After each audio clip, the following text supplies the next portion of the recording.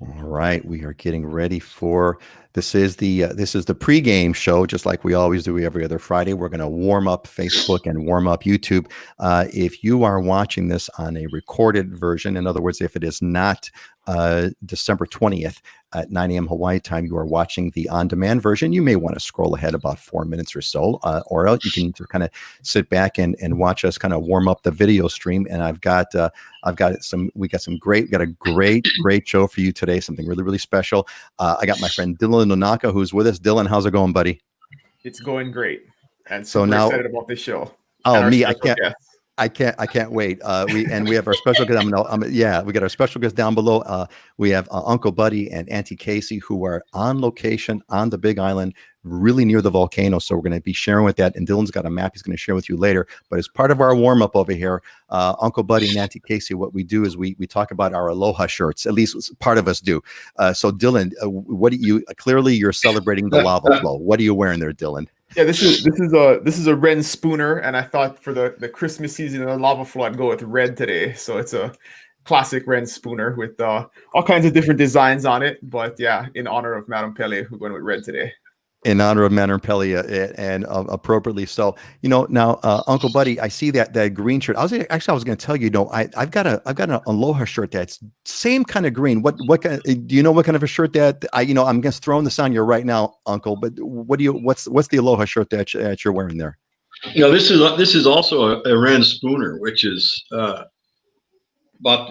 only real aloha shirts that I've not ever worn, but probably I've worn for the last 40 years. So I now have an abundance since I don't work anymore and don't have to, and barely get dressed in the morning. So I never wear an aloha shirt unless there is an occasion like this. So now I have had about 200 of these things sitting in the closet, just molding away. But yeah, this is a Rens, just like the one that Dylan's wearing.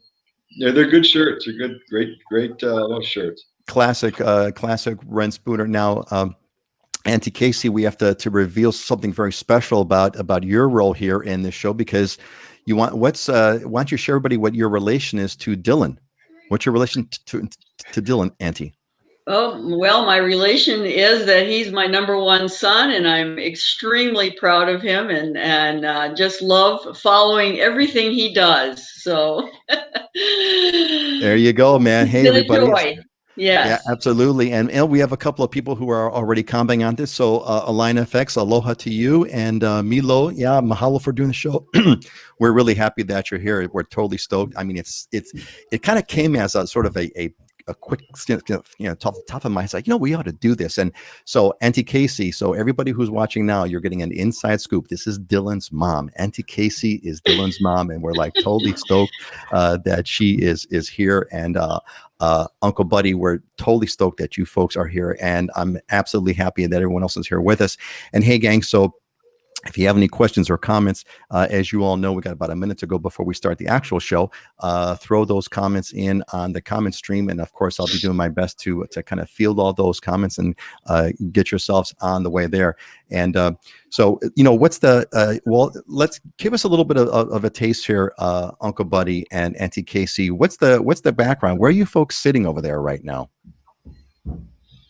We're out on an enclosed lanai area of our house, looking down towards the street in our little subdivision here, and right in front of us, we can barely see the street. It's just all tree ferns and ohia trees, and just a really nice spot. We call it our sunroom, and it's full of orchids and plants and wonderful things that grow really well up here. So. Yeah, that's totally awesome. I mean, it's kind of neat because is that a reflection that's behind you, or is that right? You're right in back of us is actually a glass. Is the glass separating us between the living room? I love it. So we're basically able to kind of see what you're looking at, which is totally cool. That's right. Yes. That's a really cool effect. Right. And Mark, yeah, Milo, Ohio. This is Mark from Move to White. Mark is one of the lucky few that has joined the Islander Ohana, and so Mark, I'm totally stoked that you're here. We're going to be starting on January 15th. I'm going to put a link in the description. On January 15th, we're going to be starting we have a special cohort that's going to be going through an incredible program called the Hawaii Islander Transformation Program. I'm totally stoked about it. So, Mark, I'm really glad that you're here.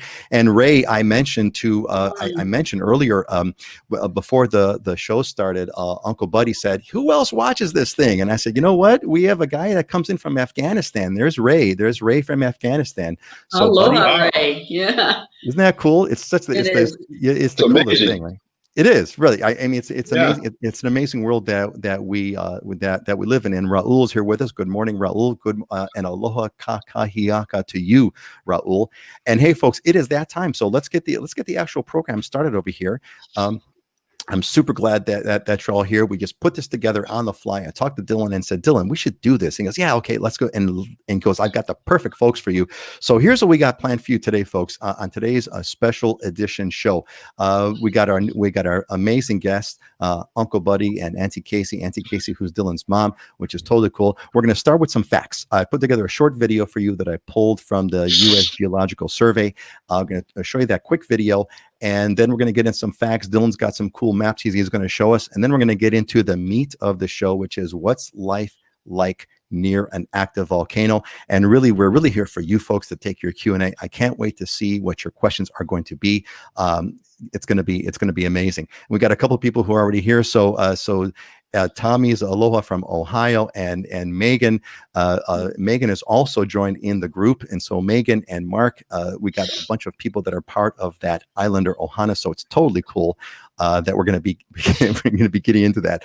All right, so let me do this. I'm going to start with a little pre-roll video that I put together to roll out the put together the facts in a way where, let me get to this over here. Where is it? Come on. There we go. Okay, here we go. Shortly after approximately 9:30 p.m. Hawaii Standard Time on December 20th, 2020, the U.S. Geological Survey Hawaiian Volcano Observatory detected a glow within Halema'uma'u crater at the summit of Kilauea volcano. An eruption has commenced within Kilauea's summit caldera. Lava began flowing from the 3 fissure vents inside the crater of Kilauea. The water lake at the base of the Halema'uma'u crater has boiled off. Lava is now feeding a growing lava lake. The Northern Fissure, what you're seeing now, was producing the tallest lava fountain at roughly 165 feet, and all lava was contained within Halema'uma'u crater in Kilauea. Red spots are the fissure vents feeding lava flowing into the bottom of Halema'uma'u crater. The water lake at the base of Halema'uma'u crater has been replaced with a growing lava lake. The easternmost vent is currently exhibiting fountains up to approximately 164 feet high, with minor fountaineering on the west side. Occasional blasts of uncertain origin are occurring from the lava lake surface. All right. Well, there was a quick overview. I had a lot of fun doing that. You know, I could actually stare at that. Yeah. I could, right? I could just that lava flow. That first one was just like mesmerizing. I think what I might do is put that like on a loop and put that for like an hour, like a 1 hour video of that thing kind of going on a loop and just kind of have some music in the background. What do y'all think about that? If I did that, would you watch it? I couldn't take my eyes off of it. Anyway, so let's move on. We got some more facts. So Dylan, you put together a slide over here. So let me bring that slide up for you over here and give us the amazing story here, Dylan.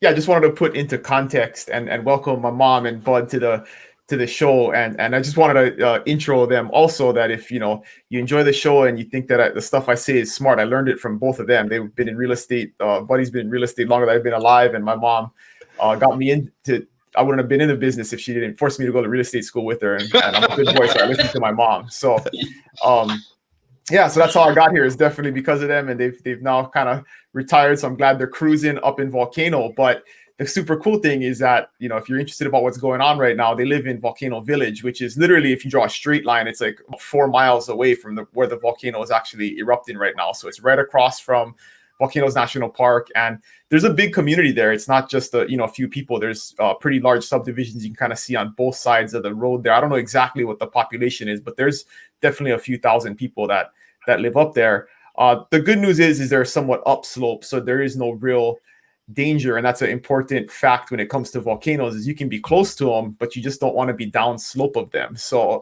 that's a big important fact, is that they, although geographically are close, there really is no threat from the lava where they live. Excellent. So thanks everyone. So this is we've kind of put forth, and actually, Dylan, I want to bring that map up again.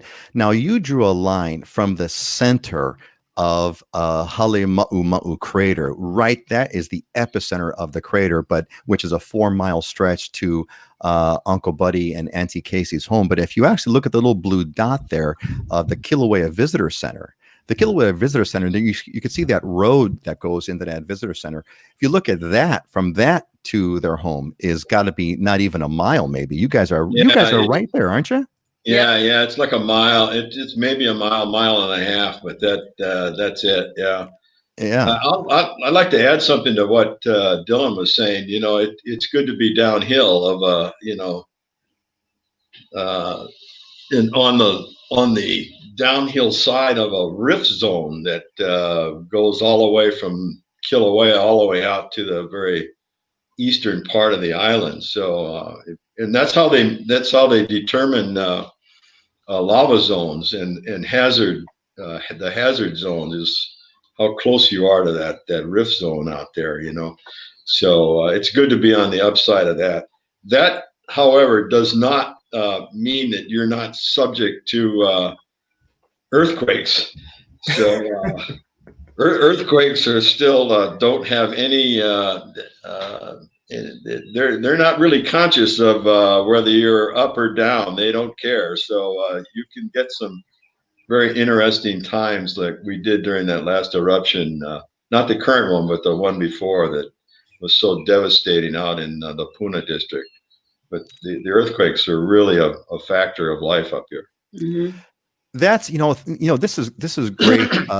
Thanks, Uncle Buddy, for that comment. Because what I want to kind of get into now is kind of what's life like near being you folks are again 4 miles away from the epicenter of the volcano, a mile away really from the ridge of it. Now you just mentioned earthquakes, so what are there was an earthquake once that we were on Oahu, and it was terrifying. This thing, but what's it like? I mean, what are the things that kind of stand out when you think about if someone were to ask you, hey, I'm thinking about moving, to Hawaii, the Big Island, and I'm kind of worried about the volcano. What's it like living? You folks are really a mile away, basically, from the world's most active volcano. What's that like? Well, Peter, it's really interesting because I moved here from upstate New York over 40 years ago. And one of my concerns when I thought about moving over here was the volcano. And, I'd actually looked at a couple of properties and thought, well, that might be a little too close to the volcano. And I laugh about that now because now I live a mile from the volcano, so it's nothing that I ever worry about. And we live in this very peaceful little town. I mean, you would never know that we're, so close to such an active force. And very rarely does it affect us. Like Buddy said, we don't have the Vog up here when it gets bad, that Kailua Kona has. And you really don't even know you're that close to a volcano. But on the positive side, we have this national park where we can go walk miles and miles of beautiful trails. That's right in our backyard. So there's really good things about living up here, and we we were involved in the hustle and bustle of Kailua, Kona for years, and it's just really nice to be up here where it's very peaceful. Now, I got to tell you, that's a hilarious comment. When you say hustle and bustle of Kailua, Kona, that is like cracking me up because, Dylan, what's the population of Kailua, Kona? What's it got to be now? It's like 60, 70,000. Okay, yeah, the hustle and bustle of a 60, 70,000 of, it's such a small town. And, when we talk about hustle and bustle, I'm thinking Honolulu, which is 1 million people. That's Right, like yeah. hustle, right? Everything is relative, right? And, I was born in Chicago and, there's some, the Chicago metro area has 8 million people. By the way, Aunty Casey, I'm catching like some sort of a Midwest. Is that a Midwestern accent there? It's upstate New York, so yeah, we were close to Canada, so that we do have some of that. Mm-hmm. Okay, so it's a little bit of a Canadian accent. So let me ask you. So one thing I kind of catch. One question I got for you is that Uncle Buddy, you touched on it about being sort of on the slope, but the town of Volcano, and let me bring up the map again because that was actually really, really helpful. So. I'm looking at the map and it's what's the elevation like? Because that area where you're in looks very green and very, very lush. It doesn't look like it's like the other side, which is, kind of overridden with lava flow. So it looks like what you folks are like uphill from the flow. I mean, how does that work? Yeah. If you can see the main highway there, I'll resist. Yep, I see it. Trying to show you it with my finger here, but if you see where we live in Volcano Village, across the highway there is Mauna Loa Estates and a couple of other subdivisions there, and then below that there is a line there that probably delineates the national park, but that's where the rift zone is, and it's below that subdivision there for. Actually quite a bit, but so the proximity looks like whoa, but it's really, I think we're in lava zone 3, which is a good lava zone to be in. Yeah, well, it's not one of the safest, but it's definitely you can still get insurance anyway living in lava zone 3, which is a whole nother topic, but. So if you look at the highway, below the highway, and actually quite a bit below the highway is where the rift zone is. So we're uphill. You're uphill, and we're at 37. Our location, our right where this house is about 3,600 feet. Got it. So yeah, you're literally uphill, and we all know that lava doesn't go uphill, right? At least that's right. Yeah. At least we don't think it does. At least we haven't seen it do that yet. And then so gang, I want to remind everybody that this is a priceless opportunity. We've got some folks. By the way, how long have you folks? Let me wrong shot here. How long have you folks been living in Volcano? We've had a house here since 2000. We just actually moved up here permanently. We would come up every weekend. So, and I've been coming up here periodically almost all my life, really, because I was born and raised in Honolulu. But so we going in 2 years, I think. Mm-hmm. Permanent. This September permanently, but. Awesome, but lifelong. I mean, you lifelong. You were born and raised in Honolulu, and Aunty Casey, you've been, of course, on the Big Island for quite a while. So gang, what I wanted to give y'all, this is a priceless opportunity right now. You've got some folks that live about as close as the volcano as you can possibly live without living on it. And you couldn't live on it legally. You've got about as close to the volcano, an active volcano on the Big Island, as you are ever going to get. And right now, we're going to go for until we get the questions done. And then when the questions are done, we're going to end the show because there's nothing else to talk about unless we want to kind of add a few more things in here. So this is your chance. Put in your questions. Give us your questions right now. What do you want to know from folks that are living really within a mile of the world's most active volcano? It's really an amazing, and I want to take this moment to thank you to Uncle Buddy, Auntie Casey, for being here. I so appreciate you taking the time to spend with us. Dylan, this is like an excellent connection. Does not get any better at all on this. Let me kind of go through some of that. A lot of questions, a lot of comments going on the show here. So let me kind of go through these real quick and see what we got. Megan had it. Oh yeah, we have Kathy. Here we go. So here's one from Kelly Collins. And Kelly says, mahalo for doing the show. You are welcome. You really want to thank Uncle Buddy and Auntie Casey and Dylan, because I couldn't do it. I mean, I could talk about it, but all I could do is that intro video. They say, we live in Kailua, Kona, and we are not directly affected by the volcano. We are wondering what the Vog situation is. What's going on with the Vog? And actually, Dylan, to your point, is there a concern about Vog going on to Kailua, Kona? So first, Uncle Buddy and Auntie Casey, what's the Vog like out there? What do you think is going to happen? And then Dylan, follow up with what the Vog is going to be like in Kailua, Kona. There's a I don't know what is it? An atmospheric geologic factors going on here that affect all this stuff, this gas, steam, and most of it is water vapor, what they call that constitutes what Vog is. But anyway, it gets thrown up, and it's only happening when there's an eruption. When that last eruption stopped, Vog stopped immediately.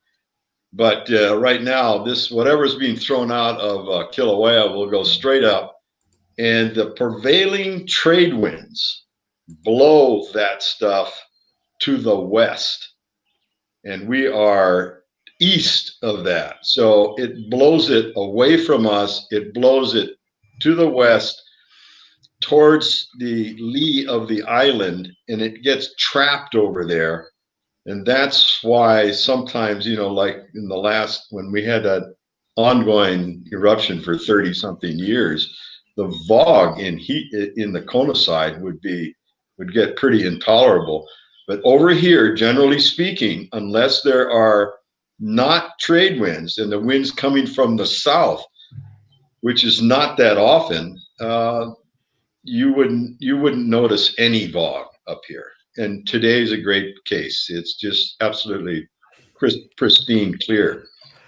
That volcano, I talk about the perfect location if you're going to live near the volcano on the east side of the Big Island. The volcano is just perfect. It's up high in elevation. You folks mentioned earlier, Auntie Casey, you mentioned about the weather. What's the weather like in that area, in that region?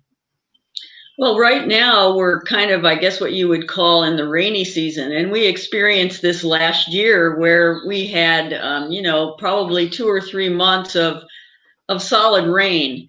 But like I mentioned before, the temperature up here is what really attracts me to this, sleepy little town. It's never much hotter than 75 degrees.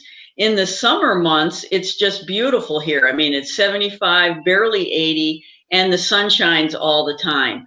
I'm a farmer, and I love to grow my own vegetables. And, the summer months here were just spectacular. I had the most beautiful garden, in the front yard over here.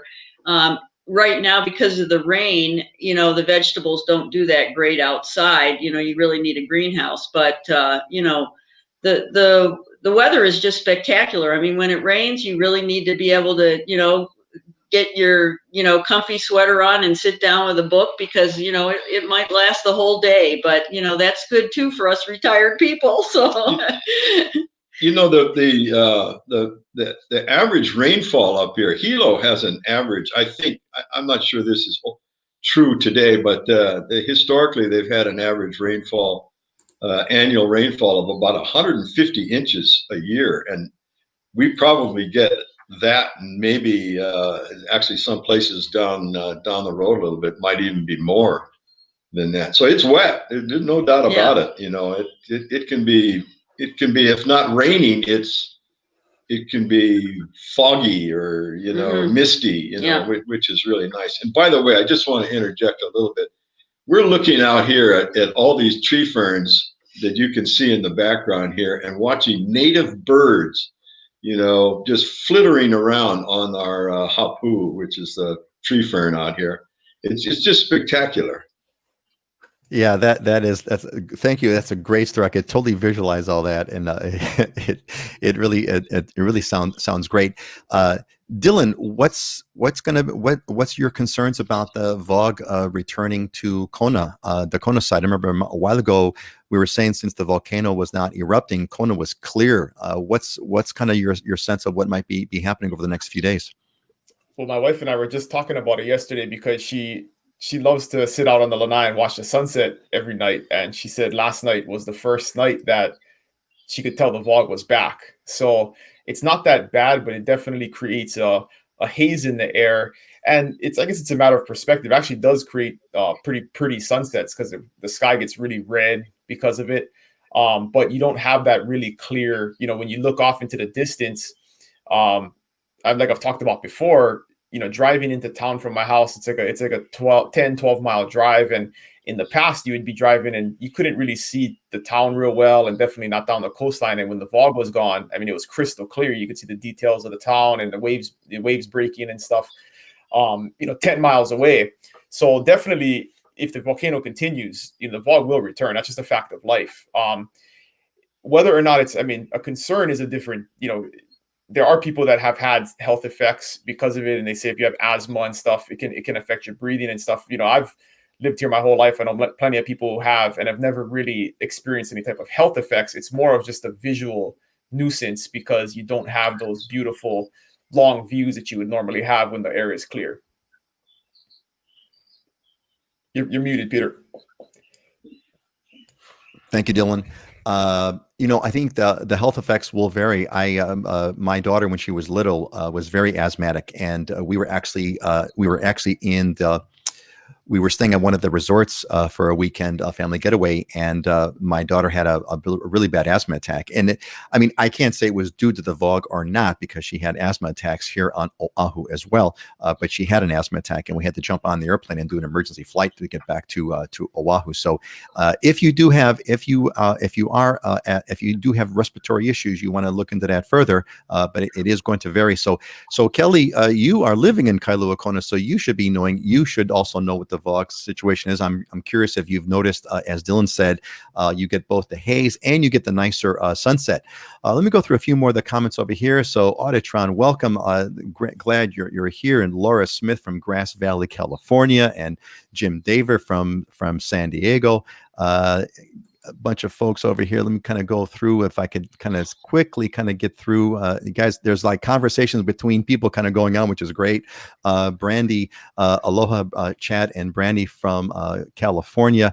Let's see here. There's all kinds of fun going on. Oh, here we go. Here's let's talk a little about a real estate thing. So so folks, not only do we have the super treat here that we have Dylan, who's a real estate agent, but we have Aunty Casey, who is the real estate agent that taught Dylan how to be a real estate agent. So we got some veterans over here, and we have Uncle Buddy, who was born in Honolulu. Uncle Buddy, how long ago did you move to the Big Island? 1969.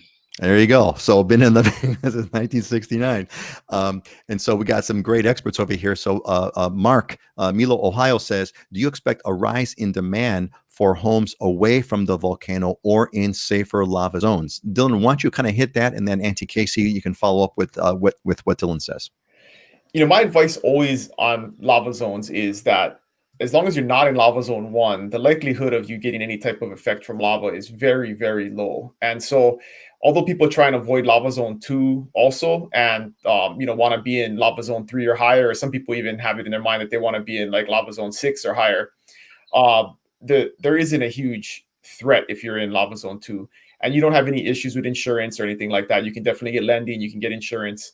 So whether there's going to be a rise in demand, it's kind of hard to say, because it's more about where you want to live. There's 30% of the island is in lava zone 2, or more than that. So that's where most of the lower cost housing is. And so if your budget only allows for you to spend up to maybe $400,000, you're not going to have really any options in lava zone 4 or higher, because those areas just and it's not based on the lava zone necessarily. It's more based on the weather and the economics of the area that drive those prices. So I don't know if there's going to be a big change. I can just tell you anecdotally, I did have one showing in a Lava Zone 2 property that canceled yesterday because the buyers were uncomfortable looking in Lava Zone 2. So that was just one little example of, definitely it's going to play into the mindset of some people. But for the folks that have been here, like my mom and Uncle Bud are talking about, if you've been here for a while, it's not something that you worry about necessarily. It's more of a, something that I think people that are not familiar with the volcano and what the actual effects are, and the really minimal effects on life on a day-to-day basis are that worry about that kind of stuff. Well, what people don't understand is that the volcano has actually been actively erupting since 1984. So it's become a part of life, and the market has adjusted appropriately. It's not like a shock to the system. But Aunty Casey, what do you say when someone says, like Milo here, who says, do you expect a rise in demand? What do you kind of see? When someone asks you those kinds of questions, what's been your typical response above and beyond what Dylan has already said? Well, I guess I feel like, during my career, it wasn't a real big issue. I mean, most of our business was in Kailua, Kona, which is a fairly safe place to be. But it wasn't, it doesn't become an issue until, like Dylan said, you're looking at insurance, or, I think also what Dylan said, most of the people choose where they want to live in Hawaii due to, either the price factor where, there's subdivisions where you can still get a 3-acre piece of property here for, $18,000, and in a fairly safe lava zone. So, of course, I would highly recommend, no one buys in Lava Zone 1 or builds in Lava Zone 1, because we've seen what happens. And, we've seen people who have had their homes destroyed and then rebuild and have their homes destroyed again. So it's going to happen again. Lava's going to continue to flow. So, stay in those safer lava zones, and, you won't have a problem. And really choose. I mean, retired people can be more out in the country, and there's wonderful subdivisions that are an hour and a half from Kailua, Kona, that are really safe, and you can get a nice little house for $200,000. But you've got to be able to. No, an hour and a half from Kailua, Kona is what I said. Yeah. So if you don't have to drive to work every day, there's some great deals here in Hawaii. As if you're willing to be an hour and a half away from, civilization, I guess is what we'd say. There's Hawaiian Ocean View Estates where you can get a great deal. So, it's all a matter of really what you're looking for, and where you want to live, and whether or not you need to be close to a place where you can be employed. I think is more of what people were asking me when I was doing sales. Yeah, this is remote up here. There are areas on the Big Island. You got to come to the Big Island and kind of feel. We got something for everybody over here. Yeah. There, we have it all, and you can spend. You can buy an acre of land for $6,000. You can buy an acre of land for $6 million over here. So. Yeah. Well said. Well said. There's something for everybody. You just got to pick your weather, pick your climate. It takes us a half an hour to go drive into Hilo, so where we do our main shopping. Because there's 2 little stores up here in the village, and frankly, as a a resident of Volcano Village, we'd like to keep it like that too. I think any development up here would probably cause a revolution, but we kind of like you folks. What I'm assuming what attracted the characteristics of Volcano that attracted you there is what makes it so nice, and you kind of that's what you bought, so to speak, and you're not going to see that change. Yeah, that's totally understandable. There's nothing going on up here, and we like that. We like it. I wanted to tell you, a funny story about people wondering what it's like to live up here. Well, I felt that earthquake at 10:30. And went back to sleep just knowing, the earthquakes happen all the time here. We had no idea about the eruption until we got text from our kids in Vermont and San Francisco. They actually told us what was going on in our backyard. So, most of the time we don't even know, if something's going on at the volcano, we don't even know about it. But the fun part is we can jump in our car at 6:30 in the morning and run over and take a look. 5:30 in the morning. Yeah, it's 5 minutes away. So, that was really fun. A lot of people have to drive, an hour, 2 hours to see it. We jump in our car and we're 5 minutes away. So, actually, Dylan had sent me some photos. I think you folks took these. Dylan, Yeah. were these from? Yeah. So I got some. Here, let me show everybody some photos over here, and we got some. I'm going to have a question here. You talked about the earthquakes. T. Fraunhofer said, Uncle Buddy and Auntie Casey said they are more affected by earthquakes. How does it affect their daily life? Do you worry about structural damage, etc.? Well, you kind of said you almost slept through one. What else about the earthquakes that you? What is it about you said earthquakes happen often. By the way, this is a beautiful, who took this shot? This is beautiful. I did. This is beautiful. So this looks like what, early morning, right? A sunrise, just about. Yeah. Yep. Yeah, and so what we're looking at here, gang, is you're looking at steam coming out of the Halemaumau crater, and as you saw earlier in that video, there's lava on the bottom, and it's sort of lighting up. It's really, I was there once at Volcano House. My daughters used to have field trips there, and so we stayed overnight a few times up there, and we came out in the middle of the night and saw this just amazing shot here. Here's another one that you took, Auntie Casey, a little bit later in the day. Again, those plumes that Uncle Buddy, you mentioned, that steam that's coming out. Basically, there was water at the bottom of this lava lake that's now being burned off by the lava. It's steaming out and it's going out into the atmosphere. So these are just dramatic shots. I mean, kind of waking up in the morning and looking at this is like, holy moly. Yep.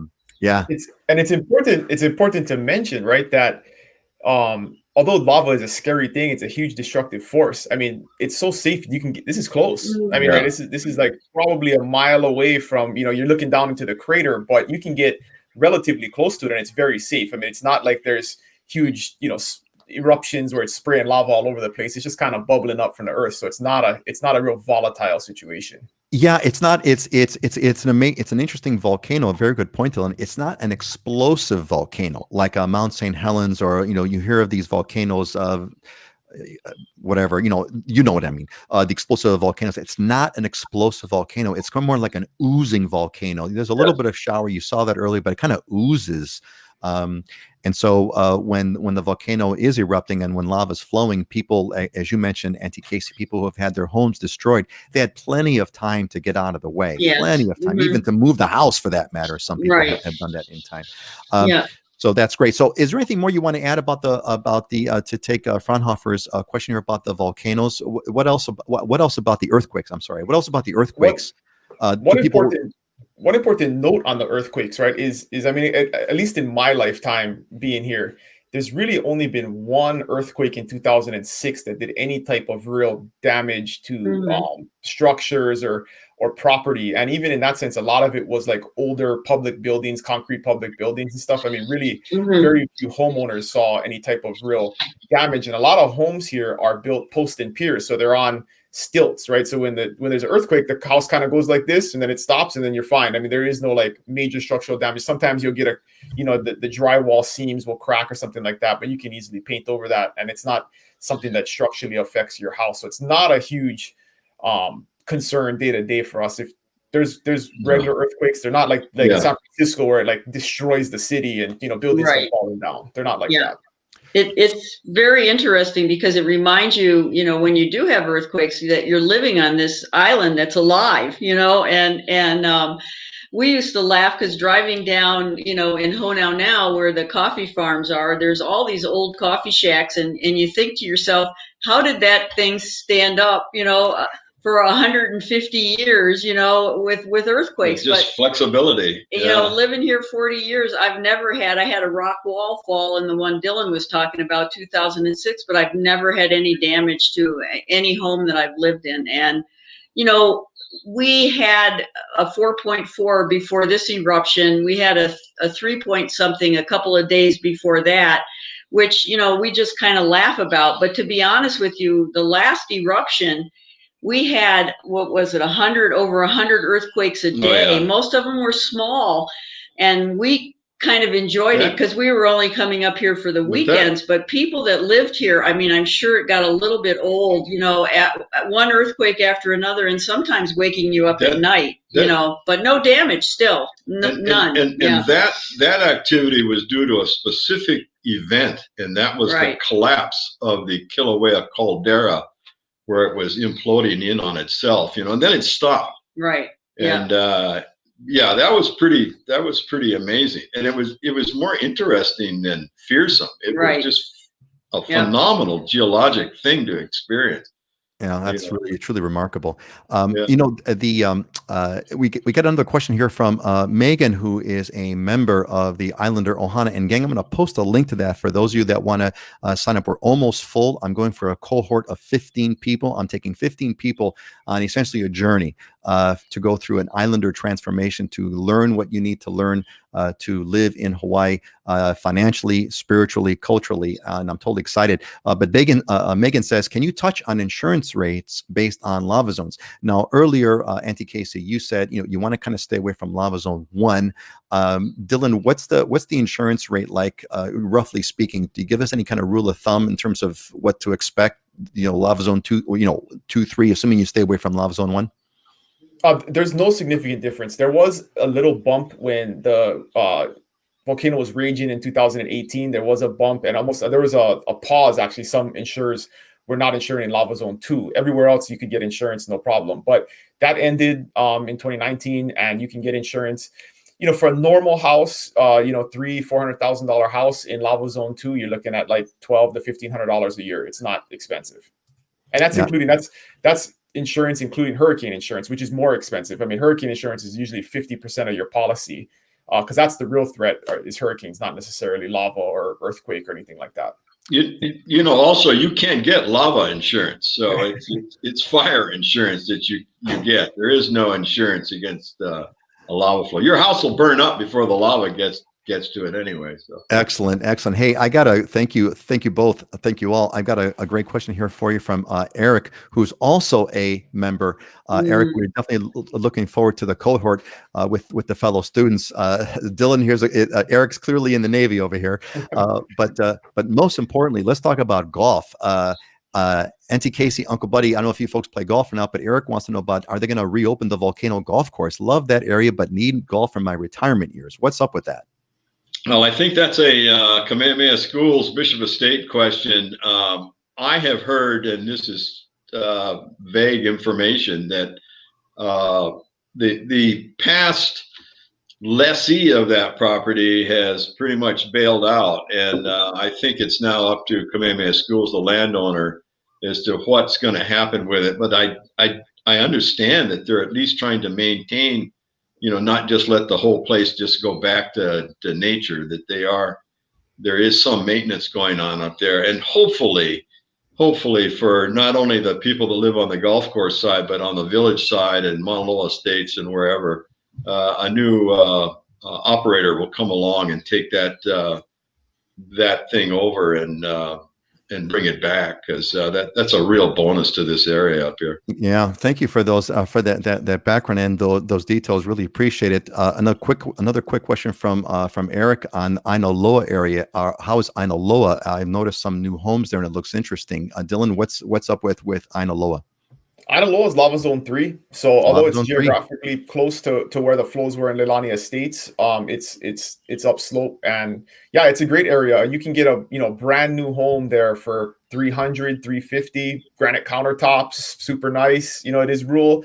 You will be on catchment, and then one of the downsides of that area is that there's really one highway that goes in and out of Hilo. So most of the people commute in and out of Hilo for work, and so the traffic can be bad during rush hour. I guess that's relative depending on where you're coming from, but everything's relative. Everything's relative. Traffic for Hawaii can be bad there. Yeah, so. Everything's relative. Yeah, thanks.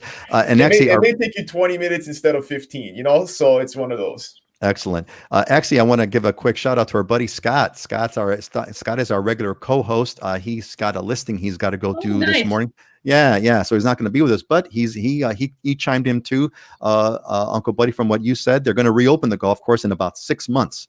Kamehameha Schools is doing the necessary improvements. So there you go. Thanks, Scott, for the inside scoop. Yeah, that's great news. A quick question from again from Megan. How many days, weeks out of the year does Vog typically affect the view or people with respiratory issues? I'm going to quick say, look, it's hard to say because it depends on the volcano, and the volcano sort of it's not predictable. Dylan, Uncle Buddy, Auntie Casey, you folks are right there. What do you say about that? There isn't any Vog right now, really. I mean, this lava flow is going to be over. This is not going to be a sustaining event. This is I predict this thing's already probably tapering off. So don't worry about it. There you go. There's your answer. Thank you. And here's a kickback from Kelly. We lived here for a full time a year now, inspired partly by you. There you go. Well, that's great to hear. So we haven't really experienced the Vog yet. Did notice the beautiful red sunset. Yes, that's how you know. That's how you know the Vog is returning. Eric does VA limit guarantee on homes in regards to lava zones? Is there, Dylan? What's the scoop on that? No, you can get a VA loan in lava zone 2 and up. You can't in lava zone 1. But no issues with getting a VA loan. We do them all the time. All right. Well, there you go.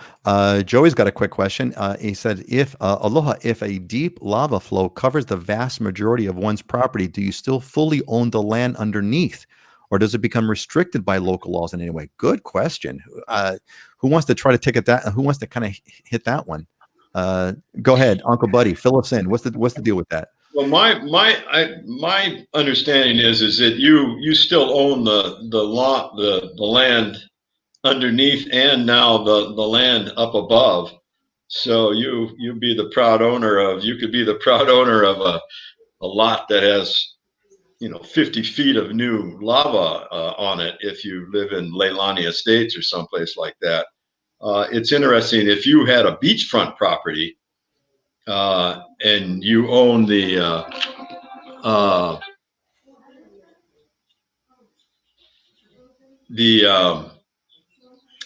the lava came down and filled in your beach property and then extended the shoreline 50 feet out, you don't own that. The state owns that. All the new aggregated land is owned by the state if it's on the ocean. So.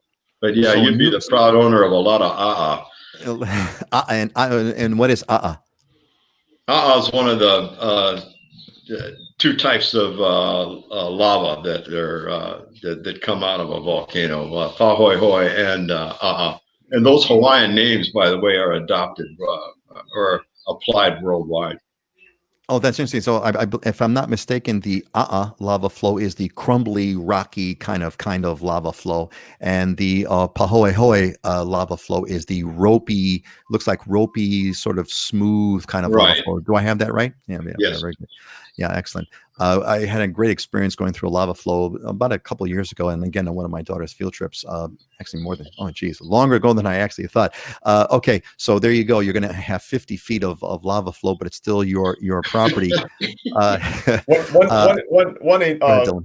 One important note on that is the county actually has a program after the last lava flow where you can apply to get your property taxes exempted if your property is now covered with lava. So that's a nice, relief on cost if you end up getting your property covered with lava. Is you can get exempted from your property taxes. Your property will be essentially useless, but at least you won't have to pay taxes on it.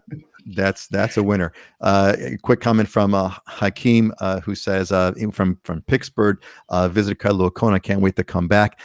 Definitely. Let's see here. Earl says hi from Chicago. Hey Earl, born in Chicago, northwest side, near the airport. Hi from Chicago. What impact does Vog have on solar collection systems? What about satellite and point-to-point wireless? Thank you for the videos, very valuable. I haven't heard of any disruption of that. Dylan, if you, does Vog affect that in any way? Well, I can tell you that since we haven't had Vog, it's definitely hotter. When you have that haze, I think it did cut down on the UV rays, and it did change the weather a little bit. Since we haven't had Vog since 2018, temperatures have definitely been hotter here in Kona anyway. I'm not sure. I mean, I'd have to maybe ask a solar company about if they have some aggregate data on if solar collection has increased since then, because we don't, really pre-2018, we always had Vog. I mean, since there was solar technology, there's been Vog.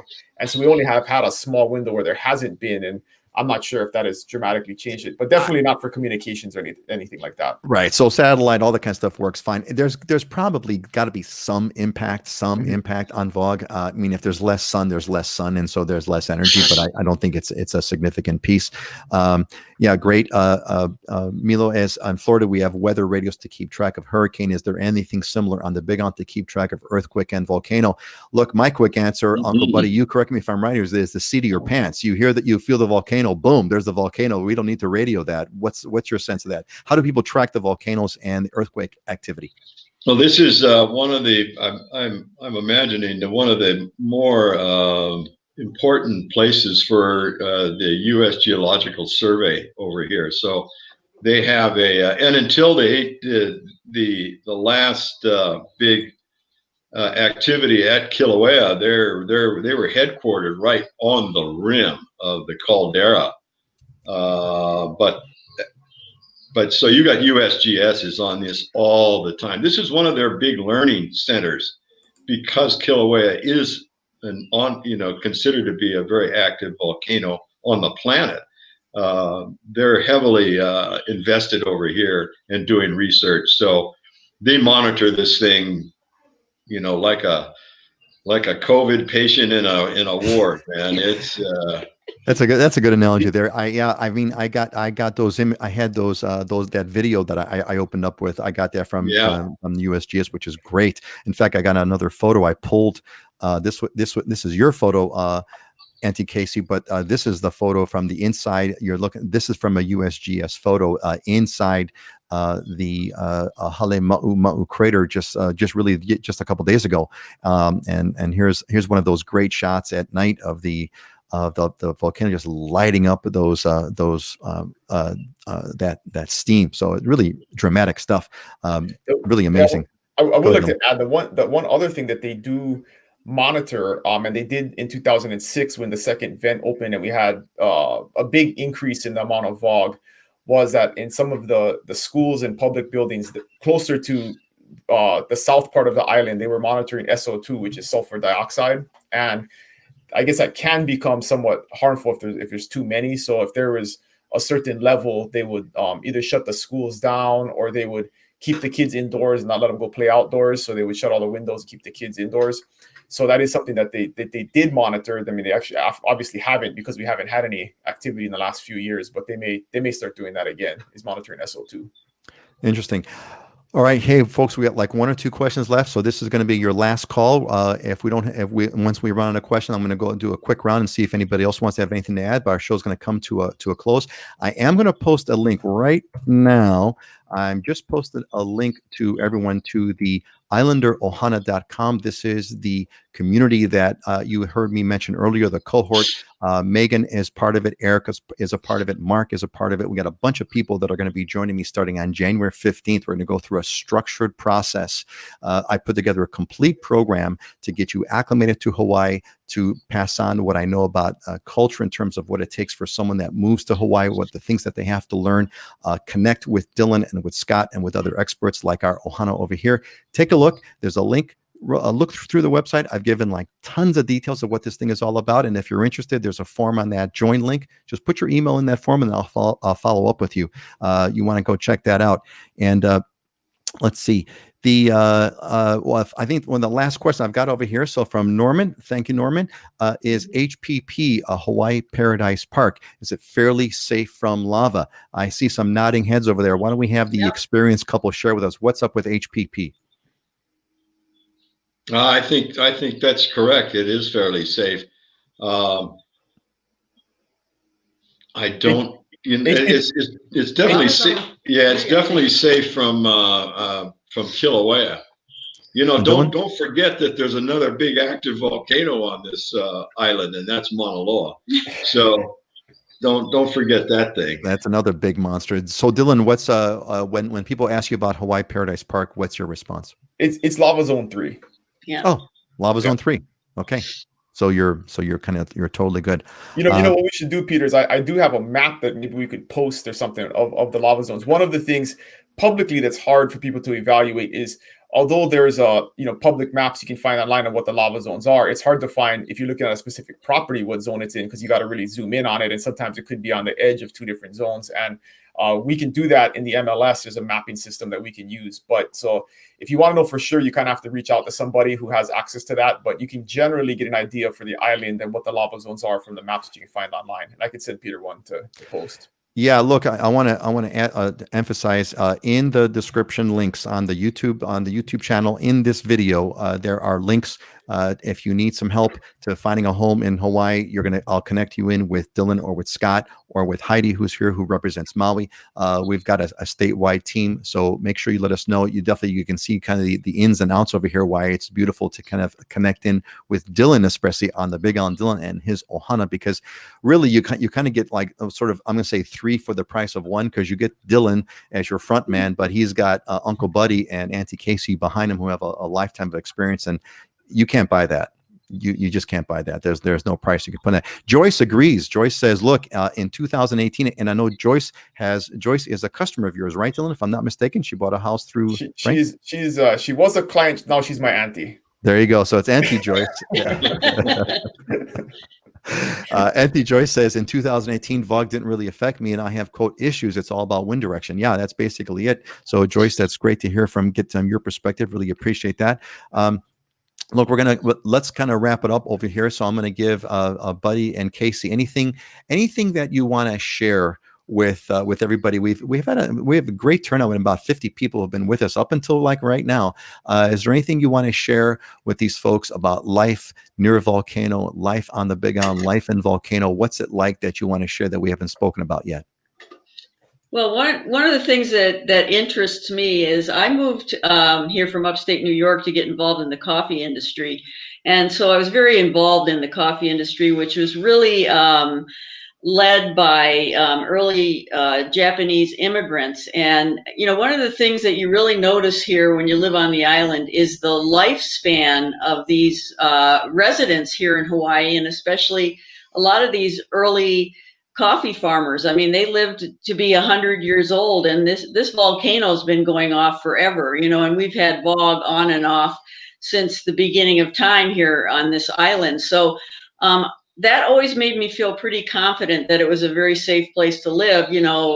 Whether there's Vog or not, people tend to live a really long time here on the island, so it doesn't seem to affect your health as far as, anything that I've ever seen. So that's one of the things that's given me comfort, being here and knowing that the Vog has been here forever and, hasn't really affected the residents. Yeah. I would totally agree. You especially up here, you could come up here and go for a walk just around the village or anywhere up in the volcano area, go into the national park. And if you don't feel like you're breathing really good, healthy, beautiful, pure air, you've got another problem. You've got something else going on over there. Yeah, really. It's invigorating living up here. Yeah. And Auntie Casey, that is such a good point. I never thought about that, right? There you have a lot of sort of folks there seem to live long lives. That's a really good point. I never quite realized that. Yeah. So if you have a bunch of folks that are, kind of been there. Native Hawaiians lived here for 1,000-something years. They're some of the healthiest people on the planet until Westerners came in and ruined it all. Until they started adopting our diet. As soon as they adopted our Western diet, that was the end of that. Not to mention drinking and smoking. But anyway, hey, so thank you so much. I really appreciate your folks, Manao, and Raul does too. Raul, mahalo for all the first-hand info. Yeah, Raul, you got it, buddy. Dylan, any closing thoughts here you want to share with us before we bring the show to a close? Yeah, overall, like I always talk about, it's always about context. And yes, the volcano is very dramatic in the news and the way it's portrayed in the media. But the reality is, wherever you live in the country, you face all kinds of different types of natural challenges and disasters. You have wildfires in California. You have blizzards, throughout the northeast. You can have tornadoes, all in the middle of the country. There's all kinds of other things. There's flooding in certain areas. in the coastal south. So just like anywhere else, we have our issues here, but I would argue I would rather be close to an active volcano that is relatively pretty safe and doesn't threaten us on a day-to-day basis than the possibility of a tornado touching down and ripping through my town anytime, or a hurricane coming and flooding my whole entire town. There's lots of other, pretty much anywhere you live, you're going to face those issues. So I wouldn't I wouldn't overplay the volcano as a deterrent or something that you should overly worry about, because it doesn't concern us at all when you live here. I mean, if you talk to the folks that live there, that's pretty much what the whole scoop is. You should know the facts. You should be informed. This is where you want to get in touch with people like Dylan, who's lived there all his life, and Uncle Buddy and Aunty Casey, who have had a lifetime there. But definitely, that's kind of where I think that Aunty Casey, that was such a great moment of wisdom there. That you look around, you see a bunch of people that have lived there for long lives. That should tell you really everything that you need to know about the health. Yeah, and Joey really appreciates it. Mahalo, Peter, Dylan. Uncle Buddy, Aunty Casey, really appreciate the live stream. Yeah, thanks, Grang. It was really great. I'm glad you're all there. Final pitch. Let's see here. But I got another final slide over here that I want to kind of close on. Oh, here we go. Yeah. So I've got I put my little Santa. This is it is the 22nd. Christmas is right around the corner. So I put together a little Mele Kalikimaka slide. Mele Kalikimaka is the Hawaiian word for Merry Christmas. And you see there, this is Honolulu City Lights. This is the Shaka Santa and Mrs. Claus. You notice there, if you look closely, that Santa's got shorts on and he's barefoot, which is like the classic Hawaiian Santa. And he's given the Shaka. He's got an open shirt there, and Mrs. Claus. And they got their toes in a pool. So that's what that. Yeah, that's a great one about that. So yeah, and Joyce agrees. Joyce says, "Yep, it's just part of life in paradise." Exactly. Yeah. So look, folks, I want to thank you all. Our show is going to continue on January 8th. Uncle Buddy, Aunty Casey, can't thank you enough for taking the time out of your day to spend with us and give us this beautiful view of your house. It was a beautiful day today in Volcano. Thank you so much for being here. I so appreciate it. I know everybody else does too. Just been great having you folks. And I'm just so happy to have met you folks. And you folks are naturals. Gang, look, we should do like a sponsor or something to get these two on the show. I think they're like naturals. Dylan, I don't know, man, you've got competition, dude. It's in the genes, man. It's in I'll the blood. tell you, man. I'll tell you, I love them. They're great. I don't know. I'd have to take off time off from puttering, to do this. I want to get away from your busy puttering day there, Uncle. That's right. All right, folks. I want to bid you all on aloha, and I'll go around the quick table. You all could give your last chance to say, Uncle Buddy, Aunty Casey, give you a chance to say goodbye to everybody. Aloha. Aloha. And Peter, so nice to really get to know you. Yeah, this has been a real pleasure and lots of fun. Thanks. It's a real treat. Yeah, you're very welcome. Dylan? Yeah, aloha, everybody. Merry Christmas. Happy New Year. Look forward to seeing you guys next year. Merry Christmas, and we will see you all next year on January 8th. Aloha, everyone. Aloha. Aloha.